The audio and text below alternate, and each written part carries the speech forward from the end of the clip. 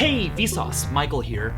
On Earth, the average piece of currency changes hands about 55 times a year. That's about once a week. With that kind of turnover, it's safe to say that statistically, in the United States, out of every 100 pieces of currency, one was most likely touched in the last year by someone who within the next year will commit murder. But how much cash, how much physical currency is there on Earth? First things first, how much cash is inside a bank? Well, according to the FBI, the average successful bank robbery involves $10,000. But that's usually just currency from the teller's tills. In their vaults, the average bank might have anywhere from $10,000 to $100,000, with some larger banks at times carrying as much as a few million in cash. But what about in our homes? How much loose change do we all have scattered on dressers or lost under cushions? Well, it's tough to accurately figure out the exact number, and many of the estimates vary. Last year, Lloyd's TSB announced that in the UK, the average person has about 14 pounds 15 pence just lying around. A recent survey by Visa looked at a bunch of countries and included cash left at home, the office, and in the car. Their figures are a tad higher, but agree with the US Treasury's estimate a few years ago that the typical US household has $90 to $100 just laying around. Which means that if just everyone in America scrounged up all of their loose change and put it in one place, they would have $15 billion. That's enough to fund 357 more seasons of Arrested Development. But we are asking about how much cash there is on the entire planet. Well, that amount has a special name. It is called M0. It's an aggregate of all coins and banknotes. DollarDays.org's most recent estimate values this total amount, considering all currencies and countries, at just slightly over the equivalent of 5 trillion US dollars. That number, the value of all of the currency on Earth, M0, is huge. But believe it or not, it represents less than 10% of all of the money we humans have available to spend right away. To explain, we should look at how money is born. In pretty much every country on Earth, one of the ways new money can be born involves a central bank. Now let's say that in our country, the bank is run by Jake from Vsauce 3. He's really smart and he pays close attention to our economy. If he feels that an increase of the money supply would help us, well, he can just make more money. It's that easy. It doesn't need to be printed as currency to be born. The next step involves the commercial banks, like the Bank of Vsauce. These are the banks that you and I use.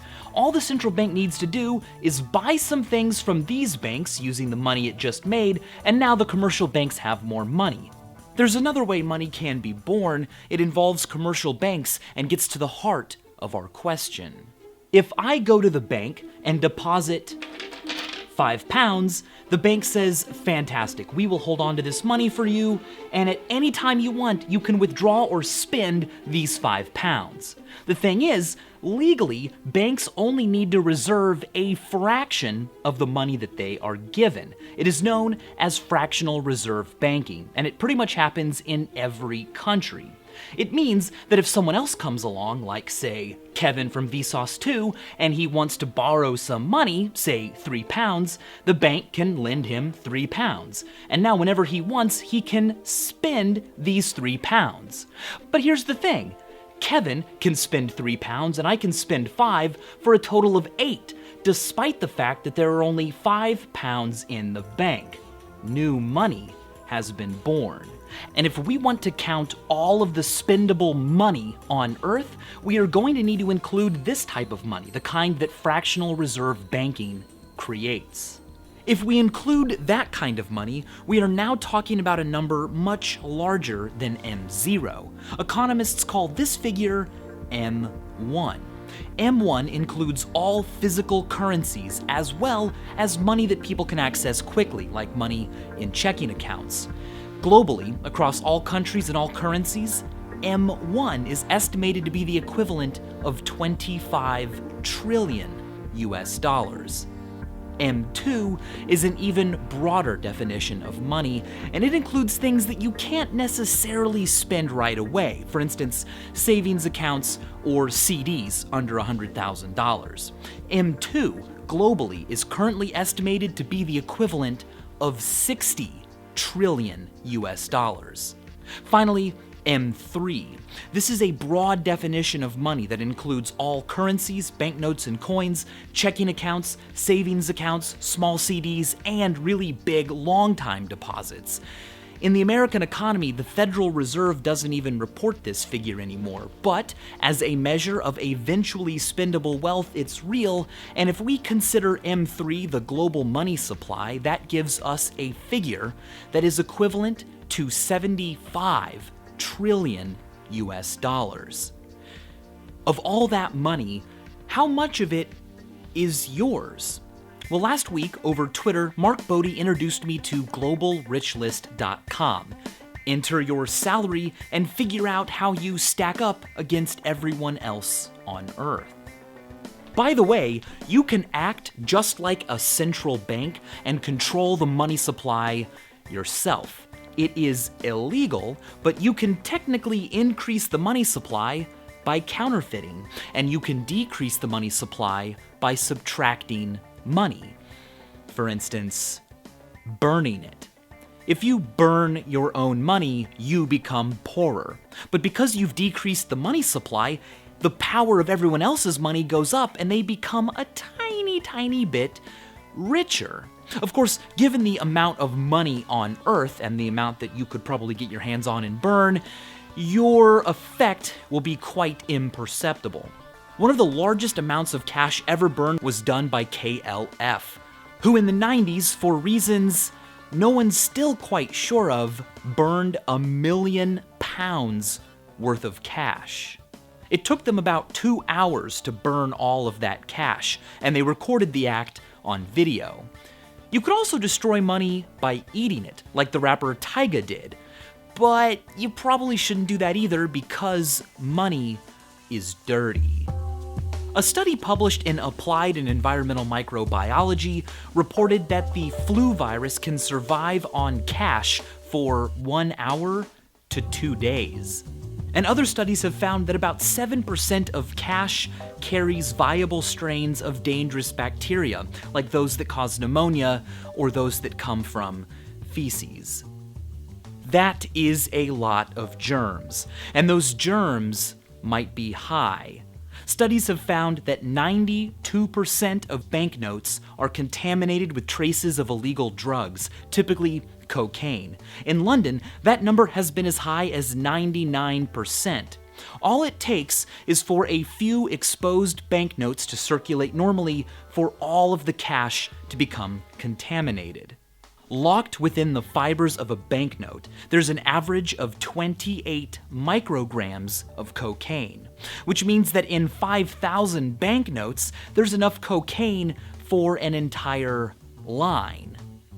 These drug traces are nearly impossible to remove from banknotes, so there's little risk of the drugs transferring to your skin. However, they can be detected by drug-sniffing dogs, and on more than one occasion, courts have forced police to return confiscated cash because even though drug dogs detected drugs on the cash, that's just how cash is. As if that wasn't enough, cash is also not nutritious. Termites can eat cash, but to us humans, the ones who love this stuff so much, cash as we know it today, and for that matter, money, doesn't really have any intrinsic value. In a post-apocalyptic world where nothing was stable and survival was a challenge, food, clean water, ammo, weapons, antibiotics, machines, fuel, the trade and exchange and gifting of those types of things would be our economy. When what you use as money has an intrinsic value, it's useful in and of itself, it is known as commodity money. It can also include precious metals like gold, whose rarity makes it likely to be accepted by other people for goods and services. Now, when you can safely store all of your commodities in one place and you don't need to defend them or lug them around everywhere, representative money often makes more sense. Store your valuables in a trusted place like a bank and get some slips of paper from them saying, yeah, I own that stuff. Now you can walk around with some easy to carry slips of paper and use those to buy the things that you want. We are now closer to what we call money today. I say closer because almost all money that we know of today doesn't represent any actual useful commodity anywhere on Earth. This note doesn't represent how much food or water or gold or spices or video games I have stocked up in a bank. It just is money. It's called fiat money. Fiat is Latin for let it be done, and that kind of authoritative command is exactly what gives fiat money its value. The people who make it have decreed that it is valuable. Why? Just let it be done. Because of this, the value of fiat money depends on everyone believing that the people who make it will continue to exist and have the authority that they already do. This means that the value of fiat money, unlike other commodities, can be erased by force. Let's imagine that you live in America and have a lot of dollars. Great job. Well, technically, Canada could invade and declare that the US dollar will no longer be accepted at all. Well, shucks. You now have a bunch of paper, which at best is an incomplete deck of famous American flashcards. The important distinction here is that invading Canadians could technically erase the value of fiat money, but nothing they said or did could make a commodity like gold less valuable. Other countries would still be glad to take your gold and in return give you their own still valuable currencies. No amount of force or authority or laws or rules can make a commodity like potable water any less important to drink or gold any less rare. On the other hand, the value of fiat money depends on our beliefs, what we think. So long as we all believe that fiat money is valuable, it is. This happens all the time. What we believe, what we think we know, can actually cause those things to become true. Actual people, real objects, the way the universe works, and deities like Zeus can exist all by themselves, whether we know about them or believe in them. But some concepts require us to believe in them for them to be real. And if no one believes in them, they literally aren't true. It's called the Tinkerbell effect, and the value of fiat money is an often cited example. But what's really cool is the fact that there are situations where our convictions can actually destroy the very thing we believe in. It's called the reverse Tinkerbell effect, and it describes a situation where as more people believe something, that thing actually becomes less and less true. For example, the idea that driving a car is safe. As more and more people believe this, more people will go out driving, and they are likely to drive less cautiously, ironically making driving less safe. Another example would be the idea that in an election, your vote matters. As more and more people believe this, more people will go out and vote, and the individual weight of each vote will go down. It took hard work and tools to build civilization and find cures and explore our solar system. But we should keep in mind that without doing anything at all, we are still capable of creation by merely believing in something we can make it actually, truly real. Other things can actually be destroyed if we merely believe in them. Can you believe that? And as always, thanks for watching.